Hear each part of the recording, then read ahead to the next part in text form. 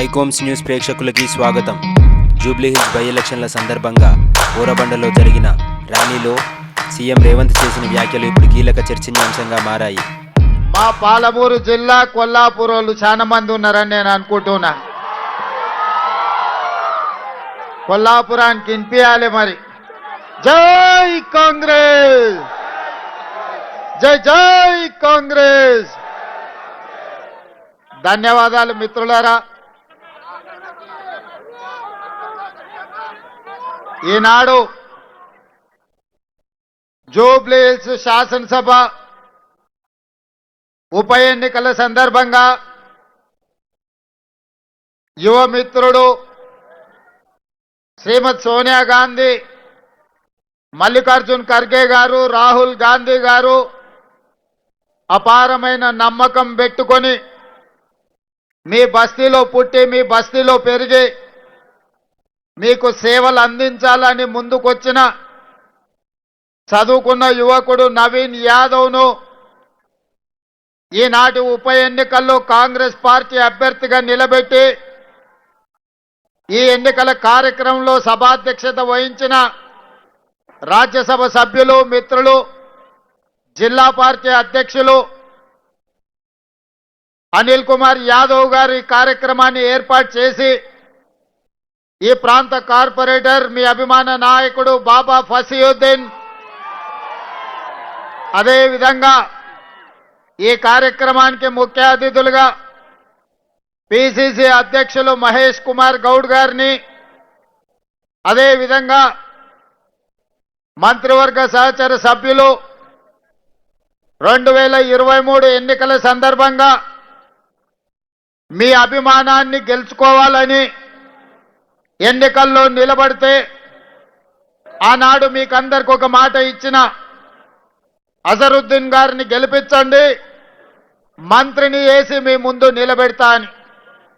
కానీ సమయం సరిపోకపోవడం వల్ల, కొన్ని సమస్యల్ని అధిగమించలేకపోవడం వల్ల అజరుద్దీన్ గారు ఆనాడు ఓడిపోయినా మీకిచ్చిన మాట ప్రకారం ఇవాళ మహమ్మద్ అజరుద్దీన్ గారిని ఈరోజు రాష్ట్ర మంత్రివర్గంలో మంత్రిగా ఈరోజు బాధ్యత తీసుకొని జూబ్లీహిల్స్ ప్రజలకు ఇచ్చిన మాట ప్రకారం ఈనాడు వారు మంత్రిగా వచ్చి మీ ముందు నిలబడ్డారు. మిత్రులారా, ఇవాళ బీఆర్ఎస్ వాళ్ళు ఆటోలలో తిరుగుతున్నారు. 2023 ఎన్నికల సందర్భంగా తెలంగాణ ప్రజలు ముఖ్యంగా గ్రామీణ ప్రాంతాలలో, తండాలలో, గూడాలలో, మారుమూల పల్లెల్లో విద్యార్థులు, నిరుద్యోగ యువకులు, అమరవీరుల కుటుంబాలు, రైతులు, మహిళలందరూ కలిసి ఇక ఈ కారు మనకు వనికిరాదు, ఈ కారు అనుము చెడ్డది, దీన్ని వర్క్ షాప్లకు పంపించాలి, మెకానిక్ షెడ్లకు పంపాలి అని మెకానిక్ షెడ్లు పెట్టి టైర్లు వీకి రాళ్లు పెట్టి నిలబెట్టిరు. ఇవాళ తిరగనికే కారు షెడ్ పోయిందని బిల్లా రంగాలు ఇద్దరు ఇవాళ జూబ్లీహిల్స్ ప్రాంతంలో ఆటోలల్లో తిరిగి మళ్ళా మీ ముందల నాటకాలు మొదలు పెట్టిండ్రు. ఇవాళ వాళ్ళు జూబ్లీహిల్స్ లో ఇప్పుడే కొత్తగా సమస్యలు వచ్చినట్టు, ఇప్పుడే ఈ సమస్యలు ఉన్నట్టు ఈ ప్రాంత ప్రజల్ని మభ్యపెట్టే ప్రయత్నం చేస్తున్నారు. అదేవిధంగా ఉప ఎన్నికల సందర్భంగా ఈరోజు మాగంటి సునీతమ్మని మీకు చూపించి భర్త చనిపోయిండు, ఆడబిడ్డకి ఎన్నికల్లో ఓటేయండి అని ఈరోజు మిమ్మల్ని అడుగుతున్నారు. నేను ఈ ప్రాంత ప్రజలకు, ముఖ్యంగా ఈ పక్కనున్న బస్తీలు, ఆనాడు పేదోళ్ళ దేవుడు, పేదోళ్ళ గుండె ధైర్యం పి జనార్దన్ రెడ్డి గారు 2007 నాడు చచ్చిపోయినప్పుడు,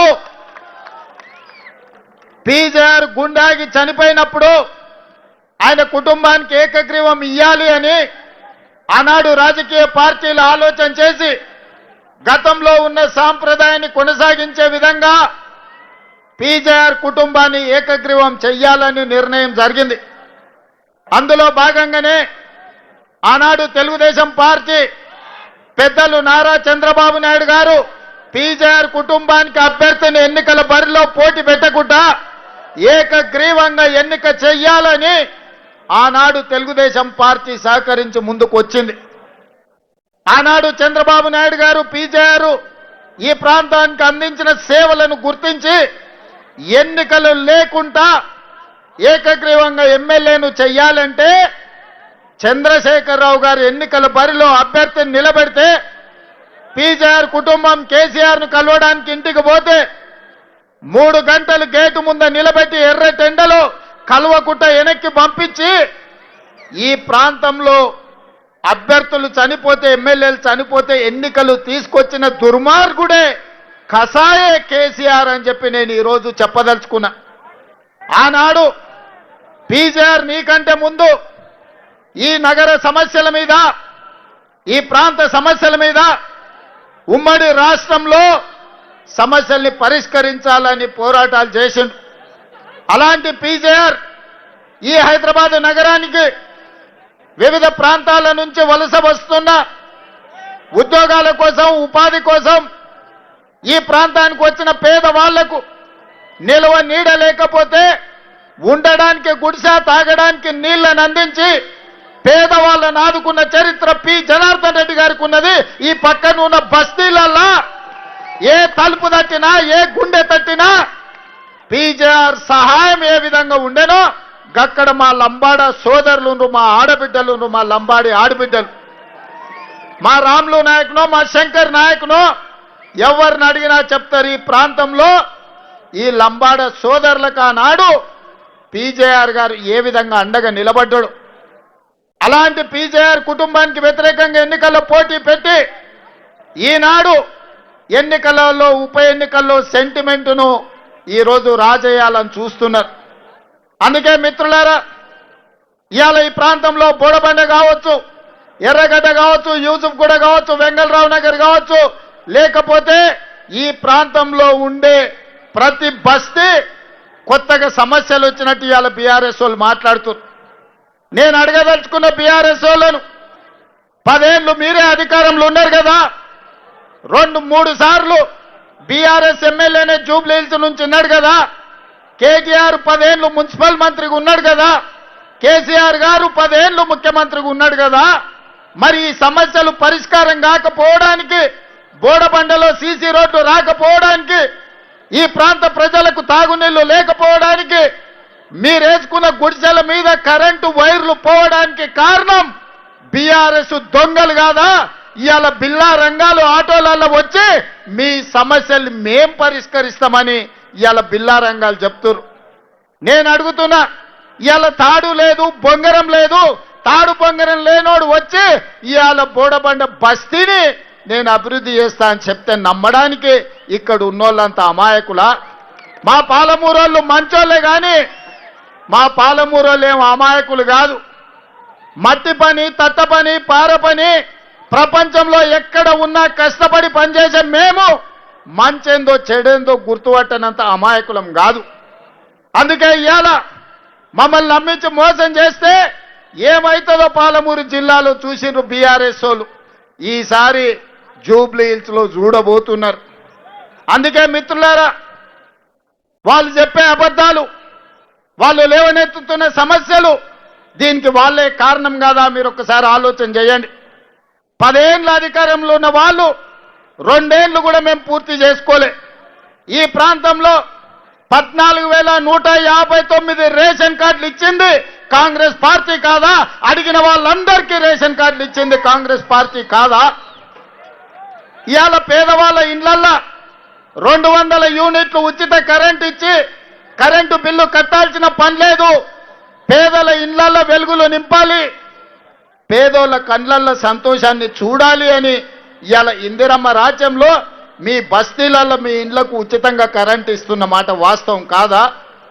ఇవాళ ఇదే కాదు, ఆనాడు రేషన్ షాపుల్లో దొడ్డు బియ్యం కేసీఆర్ ఇస్తే ఆ దొడ్డు బియ్యము పశువుల దానాకు పంపించేది మా ఆడబిడ్డలు, మా లంబాడి ఆడబిడ్డలు ఈడు ఉన్నారు. ఆనాడు ఎవరన్నా కేసీఆర్ ఇచ్చిన బియ్యం తిన్నారా? మరి ఇవాళ ఇందిరమ్మ రాజ్యంలో మేము సన్న బియ్యం ఇస్తున్నాం.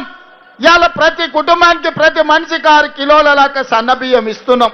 ఇవాళ సన్న బియ్యం అమ్మ తల్లిదండ్రులే కాదు, సంటి పిల్లలకు కూడా ఇవాళ అన్నం పెట్టే పరిస్థితి వచ్చింది. సన్న బియ్యం ఇవాళ మీకు అందరికి వస్తున్నాయా లేదా ఒక్కసారి ఆలోచన చెయ్యండి. దొడ్డు బియ్యం ఇచ్చినాడు, అవి ఎక్కడికో పోయేది. ఇవాళ సన్న బియ్యం ఇస్తే పేదోళ్ళు 4 బుక్కల బువ్వ తింటున్నారు కష్టపడి. ఇదే కాదు, మా ఆడబిడ్డల వెనకాల చాలా మంది ఉన్నారు. వేలాది మంది మా ఆడబిడ్డల ఆశీర్వాదంకి వచ్చారు. మా ఆడబిడ్డలు పనికి పోవాలన్నా, లేకపోతే పండుగ పూట అమ్మగారింటికి పోవాలన్నా, లేకపోతే అమ్మవారి దర్శనం చేసుకోవాలన్నా, బల్కమ్మపేట ఎల్లమ్మ దర్శించుకోవాలన్నా, లేకపోతే యాదగిరిగుట్ట లక్ష్మీ నరసింహస్వామిని దర్శించుకోవాలన్నా ఇంటాయన కిరాయి పైసలు ఇస్తే తప్ప పోవాలి. లేకపోతే వద్దులేమో మళ్ళీ దీపావళి పండుగ కోదు అంటే దసరా పండుగ కడితే సంక్రాంతి కోదాం అనేటోడు. ఇవాళ మా అక్కల్ని అడుగుతున్నా నేను, అక్క మీ తమ్ముడి రాష్ట్రానికి ముఖ్యమంత్రి అయినాక ఏ బస్సులన్నా ఎవడన్నా మిమ్మల్ని ₹1 టికెట్ కోసం పైసలు అడిగినరా మీరు చెప్పండి. మరి ఇవాళ మీ తమ్ముడు ముఖ్యమంత్రి అయితే రాష్ట్రం నలుమూలల భద్రాచలంలో రాముల వారిని కొలవాలన్నా, యాదగిరి గుట్టలో లక్ష్మీ నరసింహస్వామిని దర్శించుకోవాలన్నా, బల్కంపేట ఎల్లమ్మ దగ్గరికి పోవాలన్నా ఆడబిడ్డల్ని ఒక్క పైసా లేకుండా బస్సులలో నేను ఇవాళ ఉచిత ప్రయాణం మీకు అందించిన. వాళ్ళేమంటారు, ఆటో డ్రైవర్ల పొట్టగొట్టిరు, ఆటో డ్రైవర్లకు నష్టం జరిగింది, ఇవాళ ఆడపిల్లలకు ఉచిత బస్సు రద్దు చేయమని బీఆర్ఎస్ వాళ్ళు గల్లీలలో తిరుగుతారు. గిది వాళ్ళ గలీజ్ బుద్ధి. 2014 నుంచి ఒక్క ఆడబిడ్డకు కూడా మంత్రి పదవి ఇయ్యలే. ఇవాళ మన ప్రభుత్వంలో మీ అభిమాన నాయకురాలు సీతక్కని మంత్రిని చేసినాం, కొండా సురేఖమ్మని మంత్రిని చేసినాం. ఇవాళ పెత్తనం మీ చేతిలో పెట్టినాం. 67 లక్షల మహిళా సంఘాల సభ్యులకు ఇవాళ పెత్తనం ఇచ్చినాం. 1000 ఆర్టీసీ బస్సులు నడిపే అధికారం మా ఆడబిడ్డలకు ఇచ్చినాం. ఇవాళ జిల్లాలలో పెట్రోల్ బంకులు నడిపే బాధ్యత మీకు ఇచ్చినాం. ఇదే కాదు, హైటెక్ సిటీ పక్కన ₹100 కోట్ల విలువుండే భూమి మీరు తయారు చేసిన ఉత్పత్తులు అమ్మడానికి విప్రో, ఇన్ఫోసిస్, మైక్రోసాఫ్ట్ లాంటి ప్రపంచ దిగ్గజాలైన కంపెనీల పక్కన శిల్పారామం దగ్గర మా ఆడబిడ్డలకు ఇవాళ ఇందిరా బజార్, మహిళా బజార్ అని చెప్పి మీ ఉత్పత్తులను అక్కడ అమ్మడానికి మీకు ఇచ్చినాం. ఇంత గొప్ప అవకాశం ఇందిరమ్మ రాజ్యంలో ఆడబిడ్డలకు వచ్చింది. ఇవాళ అధికారం ఆడబిడ్డల చేతులు ఉండాలి, ఆడబిడ్డ చేతుల నగదు ఉంటే పిల్లల చదువులకు వస్తాయని చెప్పి ఇవాళ మేము ప్రయత్నం చేస్తున్నాం. ఆనాడు ఇంటాయన చేతుల నగదు ఉంటే చక్కగా పోయి బెల్ట్ షాపులు ఇచ్చొచ్చేటోడు, అంతేనా అక్క? అవునా కాదా? నిజం చెప్పండి. ఆ ఎల్లా ఇంటాయన దగ్గర నగదు ఉంటే సాయంత్రం బెల్ట్ షాప్ వాడు పండుగ చేసుకునేటోడు.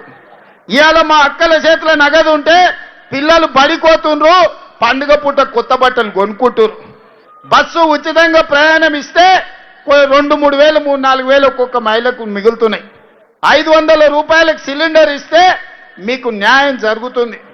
ఇవాళ మీకు ఉచిత కరెంట్ ఇస్తే మీకు న్యాయం జరుగుతుంది. ఇవాళ మీకు రేషన్ కార్డు ఇస్తే మీ ఇంటికి సన్న బియ్యం వస్తున్నాయి. ఇవాళ ఇవన్నీ చేస్తున్నాం. అయినా ఇవి పరిష్కారం అంటే కాదు. మీ పిల్లలకు మంచి చదువులు ఇవ్వాలంటే మంచి పాఠశాలలు కట్టాలి. మీ కష్టాలు తీరాలంటే ఈ బోడబండ ప్రాంతంలో మీ తాగునీటి సమస్యను పరిష్కరించాలి. మరి ఇవన్నీ చేయాలంటే నేను ముఖ్యమంత్రి అయి 22 నెలలు గానికి వస్తుంది. ఒక్కనాడన్నా 3 సార్లు మీరు ఎన్నుకున్న ఎమ్మెల్యే అసెంబ్లీలో ఎప్పుడన్నా జూబ్లీహిల్స్ సమస్యలు మాట్లాడిండా? ఎన్నడైనా మాట్లాడిండా? ఎన్నడన్నా వచ్చే కాగితం ఇచ్చిండా? పీజీఆర్ బస్తీలో పట్టాలు కావాలని అడిగిండా? మీకు నీళ్లు కావాలని అడిగిండా? మీ సీసీ రోడ్ల గురించి మాట్లాడిండా? మీ రేషన్ కార్డుల గురించి చెప్పిండా? మరి ఏమి చెప్పనప్పుడు 3 సార్లు అవకాశం ఇచ్చారు. ఇవాళ మున్సిపల్ మంత్రిగా కేటీఆర్ 10 ఏళ్ళు ఉన్నాడు. ఆ రోజు ఎందుకు ఈ సమస్యలు పరిష్కరించలే? అందుకే ఇవాళ ఈ బోడబండ ప్రాంత సమస్యలు పరిష్కరించాలంటే యువకుడైన నవీన్ యాదవ్ని ఇవాళ ఎమ్మెల్యేగా చేసి పంపించండి. మీ తరఫున మాట్లాడతాడు, మీ తరఫున కొట్లాడతాడు, మీ తరఫున కాగితం తెచ్చిస్తే చేయడానికి నేనున్నా. ముఖ్యంగా మా పాలమూరు జిల్లా బిడ్డలకు నేను అడుగుతున్నా, ఇవాళ మీ బిడ్డ ఇవాళ ఈ తెలంగాణ రాష్ట్రానికి ముఖ్యమంత్రిగా ఉన్నాడు. పనులు చేయించుకునే బాధ్యత మీది. మరి మీ తరఫున మాట్లాడాలంటే మీ తరఫున మాట్లాడే మనిషి మీ ప్రతినిధిగా ఉండాలి కదా. అట్లాంటిది వాళ్ళకు 3 సార్లు ఇచ్చిండ్రు. కేటీఆర్ కు 2 సార్లు 10 ఏళ్ళు మంత్రి పదవి ఇచ్చిండ్రు. బీజేపీ కిషన్ రెడ్డి ఇవాళ కొత్తగా సమస్యలు చూసినట్టు మాట్లాడుతున్నా. అయ్యో మట్టి ఉంది గీడ బుడుతుందని. కిషన్ రెడ్డి ఎక్కడి నుంచి వచ్చినవా నువ్వు? 2014లో దత్తన్న ఉండే, 2019లో నువ్వే మంత్రి అయినావు, 2023లో మళ్ళా నువ్వే గెలిచినావు. మోడీ 3 సార్లు ప్రధానమంత్రి అయిండు. మరి ఈ మట్టి తీసి సీసీ రోడ్లు వేయాలని మనం తెచ్చినవా? బోడబండకి ఎప్పుడైనా నీ ఎంపీ నిధుల నుంచో కేంద్ర మంత్రిగా 10 పైసలన్నా తీసుకొచ్చినవా?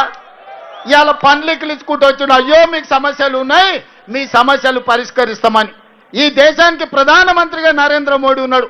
ఏం తెస్తావో తీసుకురా, ఇంకా 10 రోజులు ఉంది పోలింగ్. ఏం తెస్తావో ఢిల్లీ నుంచి, అంతేగాని గల్లీలలో వచ్చి ఇవాళ 1, 2 అని కథలు చెప్తున్నాడు. పార్లమెంట్ ఎన్నికల్లో బీఆర్ఎస్ వాడు ఓట్లన్నీ బీజేపీని కేపించిండు. అందుకే మహబూబ్నగర్ కానీ, చేవెళ్ళ కానీ, సికింద్రాబాద్ కానీ, మల్కాజ్గిరి కానీ, మెదక్ కానీ, నిజామాబాద్ కానీ, కరీంనగర్ కానీ, ఆదిలాబాద్లో 8 పార్లమెంట్లలో బీఆర్ఎస్ డిపాజిట్లు జప్తు అయితే ఇవాళ బీజేపీ గెలిచిండు. కేంద్రంలోనేమో బీజేపీ కోట్లు వేయాలి, రాష్ట్రంలో బీఆర్ఎస్ కోట్లు వేయాలని ఇవాళ బీజేపీ డిపాజిట్ కూడా ఓగొట్టుకొని బీఆర్ఎస్ వాళ్ళని గెలిపించడానికి ప్రయత్నం చేస్తుంది. ఆలోచన చేయండి. వీళ్ళ కుమ్ముక్కు రాజకీయాలు, వీళ్ళ ఫెవికాల్ బంధం. మొదటి రోజు కేటీఆర్ మాట్లాడతాడు, 2వ రోజు కిషన్ రెడ్డి మాట్లాడతాడు. వీళ్ళిద్దరికి ఫామ్ హౌస్లో కూర్చొని ఇవాళ ఆయన నీతులు చెప్తాడు. ఇక కేటీఆర్ అయితే చెప్తున్నాడు, చెల్లెలు సునీతమ్మని గెలిపించండి, ఆమె కన్నీళ్లు దూడవండి అని. వెనకటికి ఎవడోనంట సొంత చెల్లెలకు అన్నం పెట్టలేదంట, కానీ చిన్నమ్మ బిడ్డకు బంగారు గాజులు చేపిస్తా అన్నాడంట. ఓరి సన్నాసి, నీ తోడబిట్టిన చెల్లెలు, నీ సొంత చెల్లెలు ఆస్తి ఇవ్వాల్సి వస్తుందని ఇంట్లోకెళ్ళి బయటకు పంపించినవని ఇవాళ నీ సొంత చెల్లెలు మా పాలమూరు జిల్లాకు వచ్చి ఏడిచింది నిన్ననే. నీ సొంత చెల్లెల్నే చక్కగా చూసుకోక నీ నాయన సంపాదించిన 1000 కోట్ల అక్రమ ఆస్తిలో చెల్లెలకు వాటా ఇవ్వాల్సి వస్తుందని సొంత చెల్లెల్నే ఇంట్లోకెళ్ళి ఎలగొట్టిన దుర్మార్గుడివి. ఇవాళ నువ్వు మాగంటి సునీతమ్మను నువ్వు మంచిగా చూసుకుంటావా? మా అక్కలు నమ్మాలనా నిన్ను? ఇవాళ అడుగుతున్న ఎవడైనా సొంత ఇంటి ఆడబిడ్డను మంచిగా చూసుకోనోడు ఇవాళ మన చిన్నమ్మ బిడ్డలను, పక్కింటి ఆడపిల్లలను మంచిగా చూసుకుంటాడా? ఒకసారి ఆలోచన చేయరు. ఈ ఎన్నికల కోసం ఉత్తగా ముందల నిలబెట్టి ఓట్లు వేయించుకొని గెలుచుకోవాలని ఆలోచన చేస్తారు. ఇవన్నీ నేను చెప్తలేను, వాళ్ళ చెల్లెలే మైకులలో చెప్తుంది.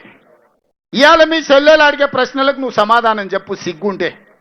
నీ చెల్లెలే చెప్పింది కదా, మా నాయనని అడ్డం పెట్టి వీళ్ళు 1000 కోట్లు సంపాదించారు దుర్మార్గులు, ఇవాళ మా నాయన మీదకి కేసులు వచ్చినాయి, మొదట వీళ్ళందరినీ జైలు వేసి లాగులలో తొండలు ఇచ్చి కొట్టానని వాళ్ళ సొంత చెల్లెలు చెప్తుంది. ఇంకా ఇంతకంటే ఇంకెవరైనా చెప్తారా? ఏ ఆడబిడ్డ అయినా పుట్టింటి మీద ఆరోపణలు చేయదు. తనకు కష్టం వచ్చినా, నష్టం వచ్చినా, దుఃఖం వచ్చినా, అత్తగారి ఇంట్లో వేధింపులున్నా పుట్టినిల్లు మంచిగా ఉండాలి, తల్లిదండ్రుల కీర్తి గొప్పగా ఉండాలి, తోడబుట్టినోడు చల్లగా ఉండాలని కోరుకుంటారు. కానీ ఈ దుర్మార్గులు ఎన్ని కష్టాలు పెడితే సొంత చెల్లెలే వీళ్ళు దుర్మార్గులు, వీళ్ళని ఈపులు వాళ్ళకు కొట్టానని చెప్తుందో ఒకసారి ఆలోచన చెయ్యండి. అందుకే నేను చెప్పిన, సొంత చెల్లెలకు అన్నం పెట్టినోడు చిన్నమ్మ బిడ్డకు బంగారు గాజులు చెప్పిస్తా అంటే వాడు నన్ను నమ్ముతాడా? అందుకే మిత్రులారా, ఇవాళ మీరందరూ ఆలోచన చేయండి. ఈ ప్రాంత సమస్యలు పరిష్కరించే బాధ్యత నాది. మీరు నవీన్ యాదవ్ని గెలిపించండి. ఇవాళ ఈ నగరంలో ఏ పని చేయాలన్నా నాకు నా ఎంబడి ఉండాలి, నాతో పాటు పరిగెత్తటోడు రావాలి. అందుకే యువకుడు నవీన్ యాదవ్ని గెలిపించండి. ఒక్క ఓటుకు మీకు 2 సేవకులు వస్తారు. ఒక పక్కన అజరుద్దీన్ మంత్రిగా జూబ్లీహిల్స్ సమస్యల్ని పరిష్కరిస్తాడు, నవీన్ యాదవ్ ఎమ్మెల్యేగా ఉంటాడు, అనిల్ కుమార్ యాదవ్ ఈరోజు రాజ్యసభ సభ్యుడిగా ఆ నిధులు మీతో ఖర్చు పెడతాడు. అందుకే మిత్రులారా, ఒక్క అవకాశం ఇవ్వండి. 3 సార్లు బీఆర్ఎస్ వాళ్ళకి ఇచ్చారు, 3 సార్లు పార్లమెంట్లో బీజేపీ వాళ్ళకి ఇచ్చారు. ఈ ఒక్కసారి నన్ను నమ్మండి, నవీన్ యాదవ్కు ఓటు వేయండి. ఈ ప్రాంతాన్ని అభివృద్ధి చేసే బాధ్యత నాది, మీ సమస్యల్ని పరిష్కరించే బాధ్యత నాది. అదే కాదు,